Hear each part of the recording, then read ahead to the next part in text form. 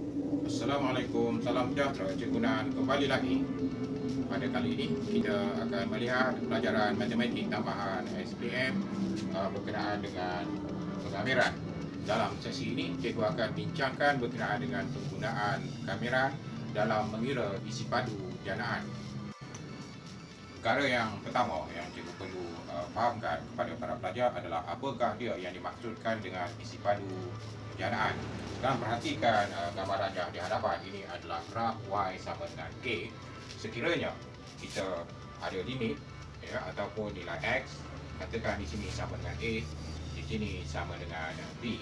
Perhatikan bahawa kawasan yang dibatasi oleh garis Y sama dengan K dengan paksi X daripada A ke B akan membentuk suatu kawasan yang berloreng. Dan yang dimaksudkan dengan janaan adalah apa yang berlaku apabila kita lakukan pusingan terhadap kawasan ini melalui suatu paksi. Katakan dalam kes ini kita menjana ataupun kita putarkan dia 360 darjah pada paksi X. So apabila kita putarkan 360 darjah, apa yang berlaku adalah daripada segi empat yang merupakan dua dimensi, dia akan membentuk tiga dimensi. Jadi apa yang berlaku, ini adalah bentuk yang kita akan peroleh dengan panjang di atas dan di bawah adalah sama. Dan perhatikan bahawa kalau dalam kes ini kita dapat segi empat, apabila kita janakan dia, kita pusingkan 360 darjah pada paksi X, dia akan membentuk suatu silinder seperti ini. Dan berapakah panjangnya ataupun tinggi bagi silinder ini adalah berapakah jarak AB, dan berapakah jejari bagi silinder ini, dia adalah berapa panjang ini. Ini adalah merupakan jejari. Perkara yang sama berlaku sekiranya kita ada suatu garis X sama dengan L, katakan ini garis X sama dengan L, dan perhatikan kalau kita ada suatu batas di sini, katakan di sini Y sama dengan C, Y sama dengan D. Perhatikan bahawa ini adalah merupakan kawasan yang dibatasi oleh garis X sama dengan L dengan paksi Y. Perhatikan apa yang berlaku apabila kita putarkan kawasan ini pada paksi Y. Dia akan menghasilkan suatu bentuk silinder sebab di sini adalah segi empat. Jadi apa yang berlaku di sini, kita akan dapat bentuk silinder sebegini dalam keadaan L daripada sini ke sini. Ini adalah merupakan jejari bagi silinder itu, dan jarak daripada C ke D ini adalah merupakan tinggi bagi silinder itu. Jadi apa yang cuba kita tunjukkan di sini adalah dengan menjanakan ataupun memutarkan pada paksi X dan paksi Y sesuatu kawasan daripada dua dimensi, dia menghasilkan tiga dimensi. Apakah dia bentuk tiga dimensi yang diperoleh bergantung kepada bentuk graf yang kita ada ataupun kawasan yang kita ada. Jadi apabila kita ada bentuk tiga dimensi, sudah tentu kita mempunyai isi padu. Dan bagaimana untuk mengira isi padu ini bergantung kepada bentuk. Para pelajar dah belajar berkenaan dengan isi padu di peringkat yang lebih rendah, bagaimana untuk mengira isi padu bagi bongkar. Dengan menggunakan pengamiran, kita boleh mengira berapakah isi padu janaan ini dengan lebih mudah. Dan di hadapan ini, katakan kita ada graf dan kita ada satu fungsi mudah. Katakan kita ada di sini garis Y sama dengan 1, dan kita ada X sama dengan 1 di sini, dan di sini X sama dengan 3. Perhatikan bahawa kawasan yang dibatasi oleh garis Y sama dengan 1 dengan paksi X adalah sebuah segi empat. Apa yang berlaku apabila kita putarkan dia 360 darjah, ya, tak kira lawan jam ataupun arah jam, apa yang berlaku adalah dia akan membentuk suatu silinder, dan bentuk silindernya adalah seperti ini.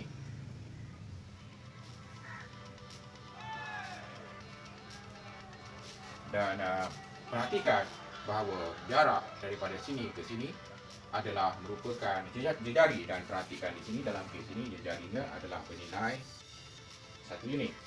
Sementara tinggi di sini adalah merupakan jarak di antara sini dan sini, iaitu 1 ke 3, maka jaraknya adalah 2 unit. Jadi silinder dengan jejarinya 1, tingginya 2.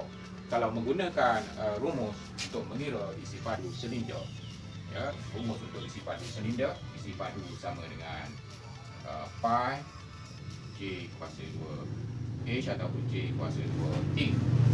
Dan perhatikan J di sini adalah 1 kuasa 2, dan tingginya adalah 2. So kita akan dapat isi padunya adalah 2 pi unit padu.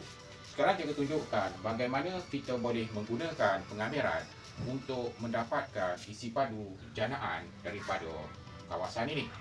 So, formula yang digunakan untuk isi padu janaan adalah pi kamiran daripada A ke B, daripada 1 ke 3 bagi fungsi y kuasa 2 dx.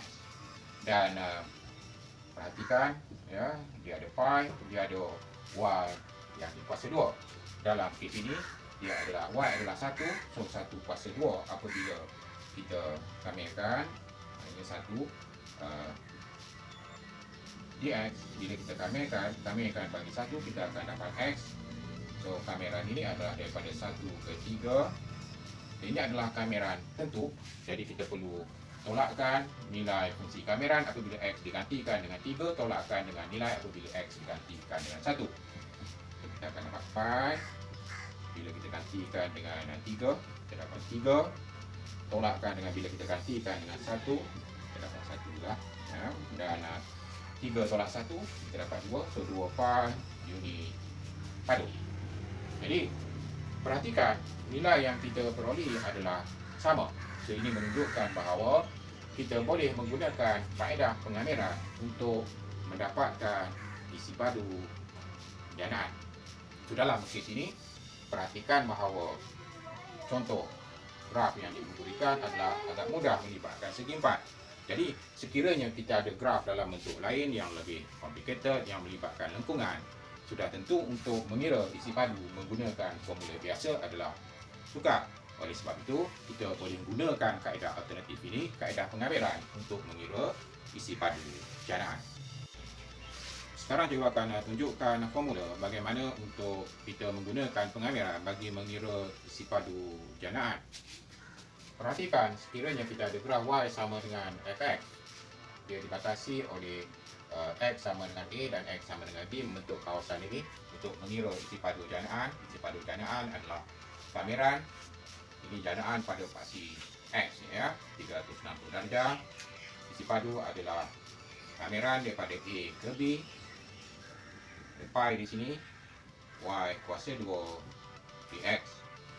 So fungsi yang kita ada mesti y dalam sebutan x. Jadi kita kamirkan fungsi y yang dikuasa 2kan terhadap x daripada A ke B dan didarabkan dengan pi. Dan bila kita kamirkan y kuasa 2, ini bermaksud kita kamirkan fx yang dikuasa 2kan terhadap x. Jadi ingat, kita perlu kuasa 2kan dia terlebih dahulu, barulah kita lakukan pengamiran, darabkan dengan pi.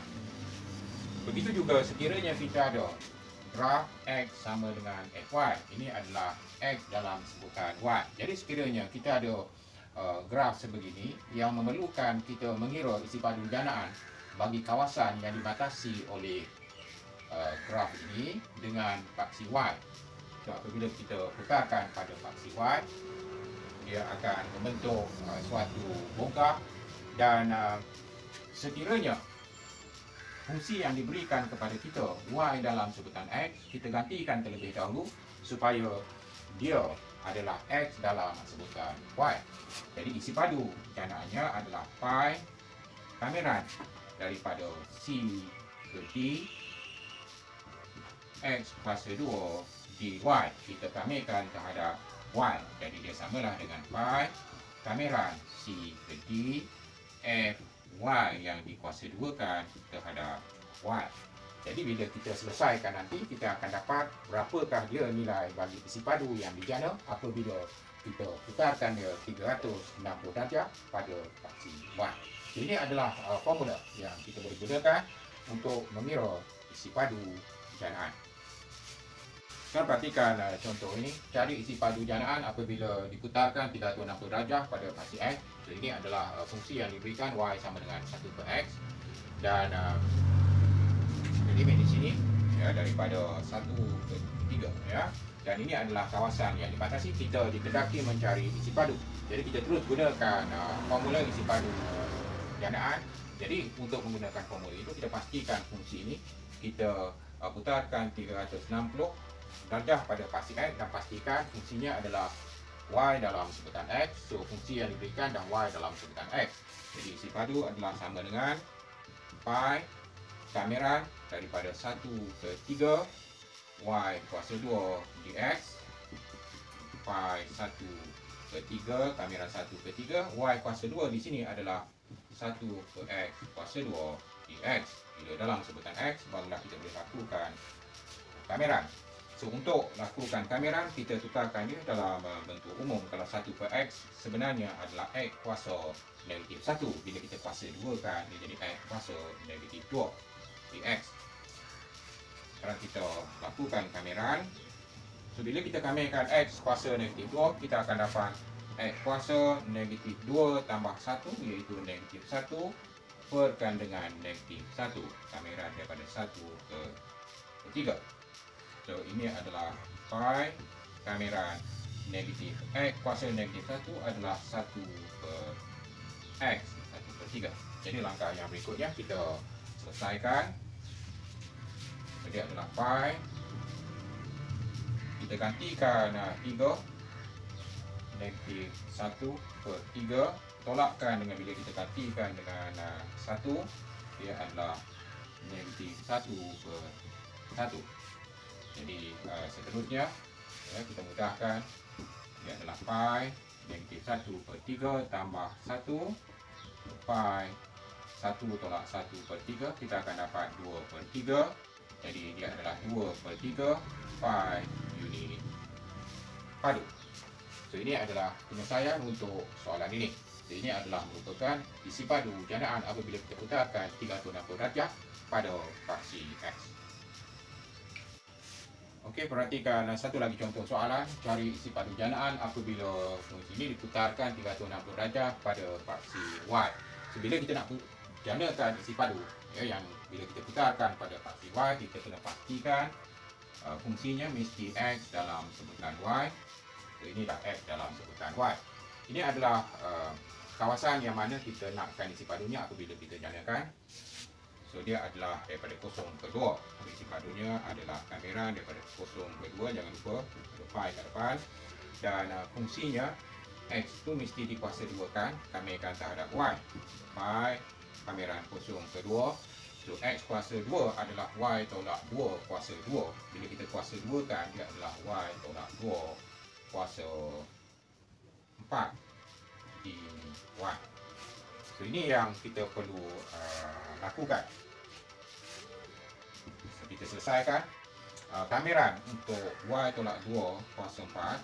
Dia adalah pi, kita letakkan pi kat luar. Hasil kameranya adalah Y tolak 2, kuasanya bertambah 1 perkan dengan kuasa itu dah jadi 5. Darabkan dengan berkali bagi Y, dia adalah 1 kameran daripada 0 ke 2.